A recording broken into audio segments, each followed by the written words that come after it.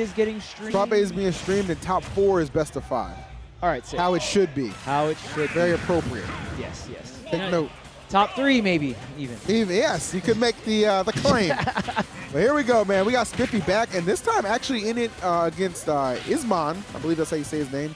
And this is going to be fun. A little Wario Ditto. Don't get an opportunity to see this match too often, but we did see Spiffy on the stream earlier. Yeah. And came out with the victory.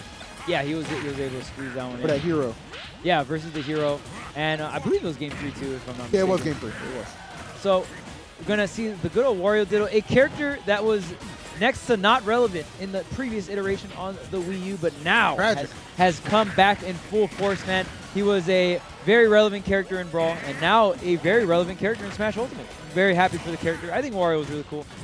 Bring back tires, but I thought tires were so good. Like being able to like hold an item controller and throw them. I could agree with that. Bring back tires, bro. Because that's one of the things that kind of stood out when Smash 4 came. Like, why the hell can't we use these pieces no more? It's like, is this a rental now? Like, yeah, like, why don't I have a complete ownership over this bike anymore, man? Yeah. So I don't know. They need to reconsider that. But nonetheless, Wario has definitely found a home in Smash Ultimate, and really a lot of success too when you just think of those great Warriors out there. Obviously, you think about Tweak, Gluttony.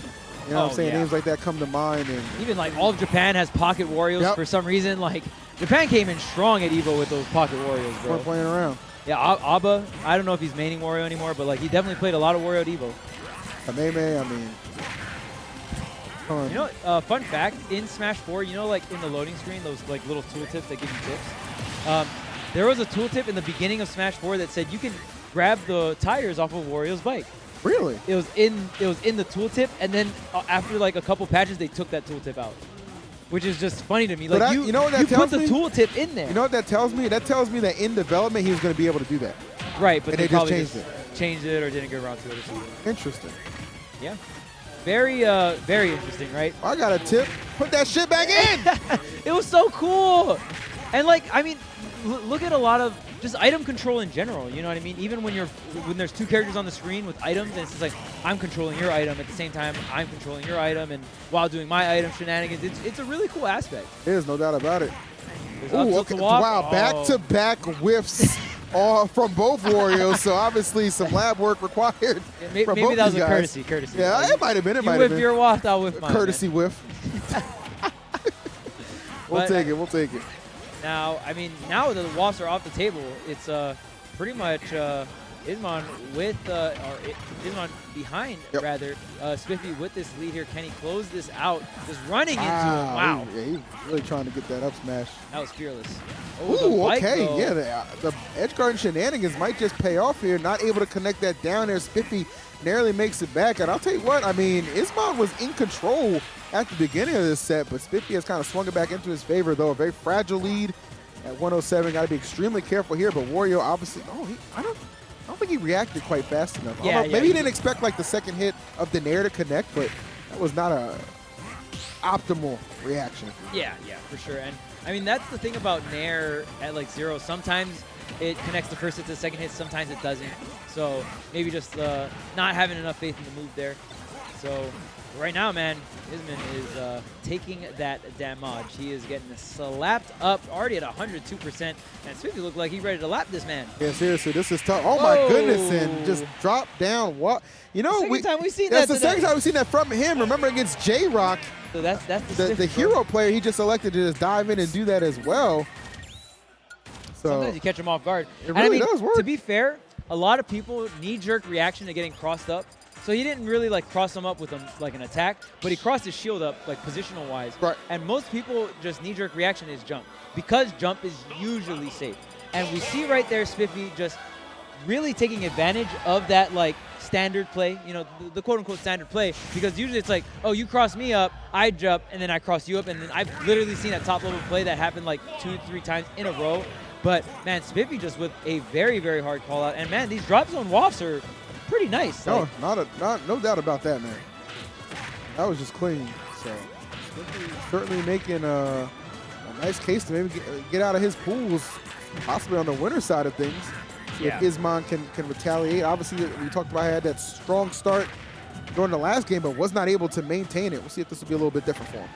Yeah, and Ismon, like, he we know that he's able to take this because we see, like, especially even again, he's opening up and he's opening up strong. Definitely looks like he can control the pace of the game here. I just feel like he has to be able to close out this Spiffy stock. Yes, you can get the damage. Yes, you can do all that, but can you close out the stock? Can you extend that lead? Because that's exactly, bro. Hard questions being asked. Okay, really good stuff. Really good reaction there. And slowly but surely, we see Spiffy chipping away, bringing it back slowly. And what's the ledge trap here? Tries to get the down air, but Spiffy strikes back, gets the grab. Nice. Spiffy, I like the no hesitation, man. Just trying to overwhelm him. At this point, again, playing from behind, but you wouldn't know it the way this guy attacks, man. Just so aggro. Oh, yeah, for sure. Now both bikes are out on the field here, both on the right side, but gonna get some bike shuffling going on. Wow. Talking about item shuffling, he's shuffling 2 bikes. Yeah, seriously. Oh, yo, yo! Oh, okay. All right. Oh, what? There it is. No. There it is. What? There it is. Did he just... Dude, that was like some off the backboard, bro. Like, Listen, people juggle chainsaws, okay? Nothing surprises me anymore, all right? that was It wild. was meant to be. Ismon making the plays. Dude, I want to know if Ismon knew that was going to happen. Like, I mean, he's not going to say it. yeah. Especially if he wins. He's like, yeah, they're all playing out. Oh my goodness. This is a lot of pressure being applied. Ismon. And here's the scary thing. Both WAFs are online here. Yep. But the thing is, it's only really scary for Spiffy. Like, Spiffy really has to respect the setups here. Oh, and there it is. As I say it, gets the tech roll read, sets him up right into the WAF. And still, Spiffy could use his WAF, but killing at 140, 150, not going to be really worth to use a resource like WAF. It would be absolutely ludicrous if he was to use his WAF right now. I mean, he knows he's got to put him in a position to not come back. Wow, survives the bike throw. Yeah. And dude, still 190. Dude, Korean. Like, dude, can we talk about the will to live right now? Yes.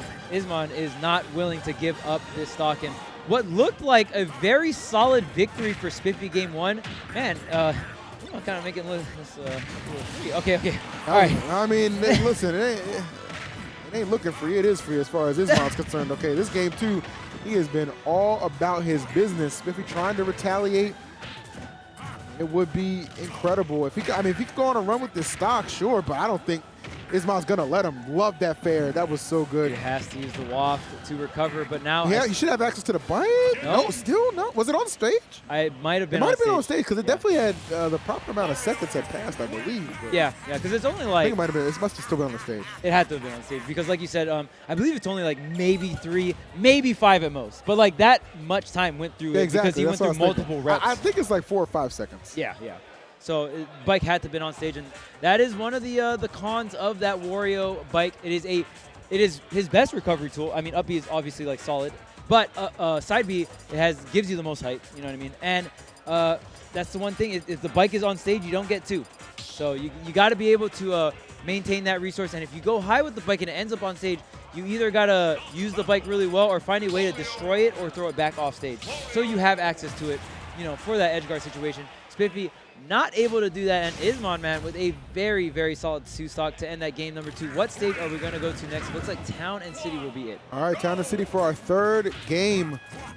Really, really big plays for Ismon that netted him that victory in the 2nd game. So we'll see if Spiffy can keep up. Again, the thing that Ismon's been doing so well is right there at the start. He'll win a neutral exchange. He'll just tack on so much damage.